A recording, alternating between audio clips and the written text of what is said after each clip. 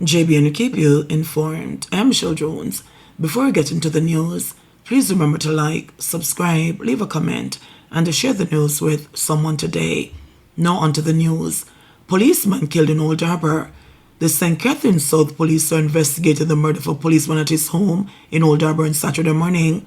Corporal Kamal Main, a 20-year veteran of the Jamaica Constabulary Force, was stationed at the Darling Street Police Station in the Kingston Western Division at the time of his death. It is understood that the cop's firearm was stolen in the incident. Deputy Commissioner Richard Stewart, head of the Crime and Security Portfolio, said the body of the policeman was found at about 5:30 a.m. I am Richard Stewart, Deputy Commissioner of Police with responsibility for the Crime and Security Portfolio. I am here on the scene of the murder of Corporal Main, who used to serve at the Kingston Western Police Division and has served for over 20 years. This is a stark reminder of the realities that the police have to face on a day-to-day basis. The facts, in brief, are that about 5:30 a.m. his body was found. The facts that we have indicate that he came from his vehicle and was pounced upon and shot. The investigation is very young, and we are working on a theory. Yes, we're appealing to members of the public to assist in helping us to bring this investigation to a speedy conclusion. To other colleagues, I just want to point out that and give the assurance that we will not spare any resources that is needed to bring this matter to a quick conclusion. I also want to point out that the necessary support is here. The chaplain is offering the counseling, and the welfare matters are being treated with. Again, to the members of the public, I'm asking any assistance that you can give will be greatly appreciated. Indiccom probing fatal shooting at Brownstone Police Station. The Independent Commission of Investigations, Indiccom, is probing the circumstances surrounding the fatal shooting of one of two men who breached security protocols and entered the Brownstone Police Station in an attempt to smuggle contraband into the cell block early Friday morning. Reports are that at about 3:45 a.m., officers assigned to the station and the Area 2 Division Intelligence Unit responded to a report of suspicious activities at the rear of the cell block after receiving a call from an anonymous source indicating that men were on the compound attempting to smuggle drugs to inmates. The officers observed two men wearing black hoodies and one armed with a machete. One of the men fled the scene by scaling the perimeter fence upon seeing the police. The man with the machete reportedly advanced aggressively towards one of the officers, despite being told to drop the weapon. In response, the officer discharged his service pistol, but fell to the ground with the suspect still advancing. The cop fired more rounds. In an effort to protect his colleague, the other policeman discharged his firearm, hitting the attacker who fell. A search of the suspect revealed a quantity of vegetable matter resembling ganja, a brown bag containing a cell phone, charger, and tobacco. The wounded man was taken to hospital, where he was pronounced dead. Man fatally stabs alleged attacker in Manchester. A man was fatally stabbed in Whitby near Mile Gully in Manchester after he reportedly attacked another man with a knife on Thursday. Police deemed the deceased as 29-year-old Omar Stewart, otherwise called Brando, a resident of Mile Gully. A police report said at about 1:20 a.m. Stewart, armed with a knife, reportedly attacked the man and a dispute occurred. It is alleged that the man disarmed his attacker and inflicted stab wounds to Stewart's body. Stewart was pronounced dead at hospital.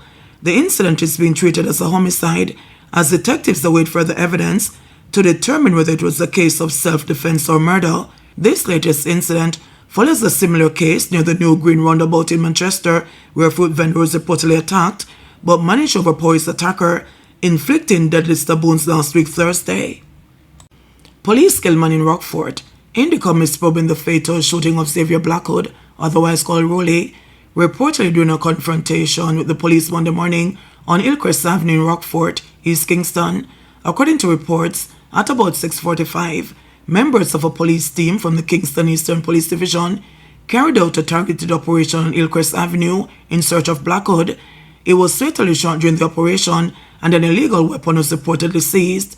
The police have killed 129 people since the start of the year. Postmortem reveals Kelsey Farragon was strangled. A postmortem examination conducted on the body of St. John's Primary School student Kelsey Farragon has reportedly found that she died by strangulation. The postmortem, which was postponed due to an administrative hiccup on Friday, was held today at the House of Tranquility Funeral Home in Kingston. It is understood that the findings confirm that the child was sexually assaulted, and hair strands from her alleged killer, Giovanni Ellis, were found on her body. She also had bruises and lacerations all over her body. Kelsey, a grade 3 student, was murdered on May 9. Her body was found inside a barrel at her home at Joblin in Spanish Town, St. Catherine, partially nude and bearing signs of physical abuse. 30-year-old Ellis, otherwise called Cooliman, was killed on May 12 in Clarendon in an alleged police shootout. Police captured suspect in sexual assault of 2 children in Old Harbour. The suspect who was being sought in connection with the sexual assault of 2 children in Old Harbour, St. Catherine last week, has been captured in St. Thomas. He was captured in a police operation in the Yallas area. The police are making arrangements to have him transferred into the custody of the St. Catherine South Police. Commanding Officer for St. Catherine South, Acting Senior Superintendent Leighton Gray, said the suspect is originally from St. Thomas and was previously convicted on sexual offense charges. He was sentenced in St. Thomas for some sexual offenses and sent to prison, and is upon his release, or whilst he was in custody in prison, that he forged some level of relationship with a lady who is from the Old Harbour space. And following that, upon his release, he was taken to that home in Old Harbour. Mother to spend almost a year in prison for not reporting abuse of her son. A St. Catherine woman who failed to report the abuse of her child by her husband was sentenced to serve 11 months and 26 days imprisonment when she appeared in the St. Catherine Parish Court on Friday. A character witness described the 31-year-old woman as a great mother who works very hard and deserves a non-custodial sentence. However, the judge, Janelle Nelson Gale, said that she was not minded to accede to that request. Nelson Gale said that a message must be sent, as her failure to report the abuse of her child is a crime that must be addressed. The accused was also ordered to undergo anger management and parenting counseling and remedial skills training. The sentencing came 4 days after the woman's husband, who is a pastor, was sentenced to 12 months imprisonment. He had pleaded guilty to cruelty to a child. The court was told that in February 2024, the pastor went to the school of the 7-year-old complainant, who is his stepson, grabbed him and punched him repeatedly. The matter was reported to the police and a probe launched, which resulted in the arrest and charge of the pastor. His wife was subsequently charged with negligence for failing to report the matter. Maitland broke down after learning friends hadn't seen Donnelly. Constable Noel Mland allegedly broke down in tears after being told that none of Donnelly Donaldson's friends had seen or heard from her. That's according to the testimony of one of Donnelly's close female friends in the Supreme Court on Thursday. She's the second witness to testify in the murder trial of Noel Mland. The trial began on Tuesday. Donnelly's friend testified about the final days before her disappearance, their close friendship and communications in the days before she vanished. She said on July 13, after becoming aware that Donnelly was missing, she immediately placed a call to Maitland. After expressing concern to Maitland, she said he claimed Donnelly left his apartment to collect money from her father. She said he insisted that he did not know she left. He said he was asleep. After calling several of their mutual friends who had not seen or heard from Donnelly, she called Maitland again. She said he answered, and when I told him no one had heard from her, he started crying very loudly. I was kind of taken aback and confused, and was saying that he's a police, and he knows how these things go, and how he knows how these taxi men are.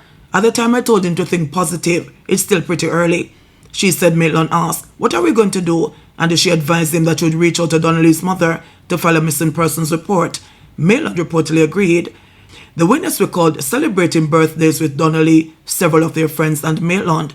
She identified Maitland in court and recounted visiting his apartment in 2021 to pick up Donnelly. There, she said, he invited me inside and asked if I wanted anything to drink. It was early, so I asked for water and I sat on the couch. It was a light brown couch. She said they all spoke for about 15 to 20 minutes. Donna and I were having a friendly banter and Noel interjected, and he said that we're so close and asked if we have ever done anything together. The prosecutor asked the witness if she understood what he meant at the time. I was uncomfortable, so I tried to laugh it off, and Donnelly was saying like, no. basically was asking if we have done anything sexually together. She said she told Donnelly they were going to be late, so they left. The court also heard that she last spoke to Donaldson on July 12, 2022, about collecting money to settle a bill for a birthday dinner. Donnelly told me she needed to get the funds from her father first. We agreed I'll collect it at her house, but I never heard from her again. During the testimony, Mland was seen taking notes in the dock with a pen and paper. He is charged in connection with Donnelly's disappearance and the presumed death in July 2022. Cross-examination of the witness is expected to begin on Monday when the trial resumes in the Supreme Court. Driver crashes carrying bushes after failing to negotiate corner. A young driver seemed to have escaped serious injury when his 2011 Subaru Impreza motor car ran off the road along Chesterfield Drive in Seaview Gardens, St. Andrew, and ended up on its roof shortly before 7 Saturday morning. The vehicle, which was extensively damaged, was later removed by a wrecker. The driver said he was heading from the direction of Marcus Garvey Drive, was unfamiliar with the road, and failed to properly negotiate the corner after he encountered a huge pothole that sits right on the bend. He tried to swing from the pothole, which residents and motorists have complained about for months, and ended up in bushes. The police and an alleged eyewitness who said she was driving behind the motor car said speeding and being unfamiliar with the road likely played a part in the crash. JBNN will keep you informed. Please remember to subscribe, like, share, leave us a comment, and click the notification bell to receive our daily news items. Yep.